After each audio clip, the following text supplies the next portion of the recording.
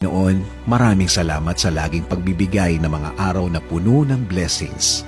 Salamat sa proteksyon mo na lagi kong kasama para sa akin at sa aking buong pamilya. Thanks for always for your provision, your guidance and protection. Thank you also, God, for your faithfulness and love for us, Lord. Panginoon, i-bless niyo po ang aking plano sa aking buhay at sa aking pamilya. Alam ko po na lagi niyo akong pinoproteksyonan kasama ng aking mga pangarap. Panginoon, hindi po ako isang perpektong tao at alam ko po na hindi rin perpekto ang aking plano. Pero kayo na po ang bahalang mag-ayos ng mga mangyayari. Dahil naniniwala pa rin ako, Lord, na ikaw ang mas nakakaalam ng bukas.